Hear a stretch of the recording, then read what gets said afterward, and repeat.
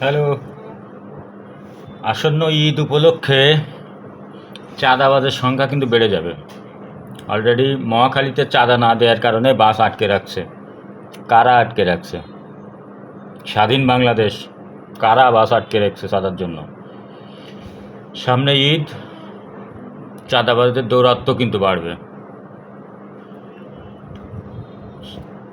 আপনাদেরকে চিনতে হবে কে দেশপ্রেমিক, কে চাঁদাবাজ, কে লুণ্ঠনকারী, কে দুর্নীতিবাজ। টাকা ইনকাম করার মেশিন এবং সঠিক সময় হচ্ছে ঈদ, রমজান এবং ঈদ। তো চাঁদাবাজি শুরু হয়ে গেছে, সামনে আরও অপেক্ষা করতেছে। আর চারিদিকে আইন শৃঙ্খলার অবনতি ঘটতেছে। সবার সজাগ থাকতে হইব, সবার একতাবদ্ধ থাকতে হইব, সমাজের সকলকে এক থাকতে হইব, যাতে কোনো দুষ্কৃতিকারী সমাজে নৈরাজ্য সৃষ্টি করার চেষ্টা করলে সবাই মিলে প্রতিহত করতে হবে। চাঁদাবাজ, সন্ত্রাস, আপনার দুর্নীতিবাজ, এদের সংখ্যা কিন্তু খুবই কম, ছিনতাইকারী খুবই কম। আমরা কিন্তু পথচারীরা টাকায় টাকায় দেখি, সামনে যায় না। কিন্তু 10-15 জন যদি অ্যাটাক করা হয়, কোনো দুর্নীতি করা বা চাঁদাবাজ বা কোনো কিছুর দখলদারির বিরুদ্ধে যদি অ্যাটাক করা হয় সবাই মিলে, তো এদের ব্যাপার না, কিন্তু এদের সাইজ করা কোনো ব্যাপার না। কিন্তু আমাদের দিন দিন সমাজের ঐক্য নষ্ট হয়ে যাচ্ছে। মুসলিমদের একটা হাদিস আছে, মুসলমানরা ততক্ষণ পর্যন্ত পথভ্রষ্ট হবে না যতক্ষণ পর্যন্ত তারা ঐক্যবদ্ধ থাকবে, সফলকাম হবে। মুসলিমরা সফলকাম হবে যতক্ষণ পর্যন্ত তারা ঐক্যবদ্ধ থাকবে। তো আমরা মুসলিমরা কিন্তু বিভিন্ন দলে বিভাজন হয়ে গেছি। বাংলাদেশি আমরাও কিন্তু বিভিন্ন দলে বিভাজন হয়ে যাচ্ছি। তো যত বিভাজন তত সমস্যা, তত সংকট। ঐক্য থাকতে হবে।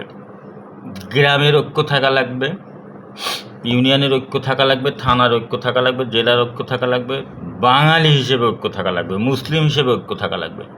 আজ ঐক্য নাই বলে সারা বিশ্বে কিন্তু মুসলমানরা মার খাইতেছে। আমেরিকা, তুই কে সুধীর ভাই প্রত্যেকটা দেশের বিষয়ে নাক গলানোর? 2000-3000 কিলোমিটার দূরের থেকে এসে তুই এসে নাক গলায় যাচ্ছিস? তুই কে ভাই? কাজের সময় তোরে পাই না, অকাজের সময় তুমি শালা কাজী। এই যে ইসরায়েল, ছোট্ট একটা দেশ, চারি সাইডে মধ্যপ্রাচ্যে বড় বড় শত শত দেশ, সব মুসলিম দেশ। এদের তো গোলাবারিত লাগবে না, সবাই একজোট হয়ে তো ওদের প্রত্যেকটা মানুষকে উপড়ে পুঁতে ফেলা যায়। অথচ কি সুন্দরভাবে লিডিং পয়েন্টে থেকে ছোট্ট একখণ্ড দেশ পুরো মধ্যপ্রাচ্যে শাসন করতেছে। ইরান না থাকলে তো প্রত্যেকটা সৌদি বলো, বাহরাইন, কাতার, দুবাই, এরা তো কান ধরে উঠবাস করতো। এই মুসলিমরা ইসরায়েল আর আমেরিকার কথায় কান ধরে উঠবাস করত যদি ইরান না থাকতো। তাও তো ইরানের তো শক্তি সঞ্চয় করতেই দিচ্ছে না। তো এরকম ঐক্য থাকতে হবে, সব মিলিয়ে যদি ঐক্য থাকতো, এই আমাদের মুসলিমদের যদি বিভাজন না থাকতো, আমাদের বাঙালি যদি বিভাজন না থাকতো, তো কিসের চাঁদাবাজ শালা, কিসের দুর্নীতিবাজ, একদম মেয়েদের ছাপা করে ফেলানো যাবে।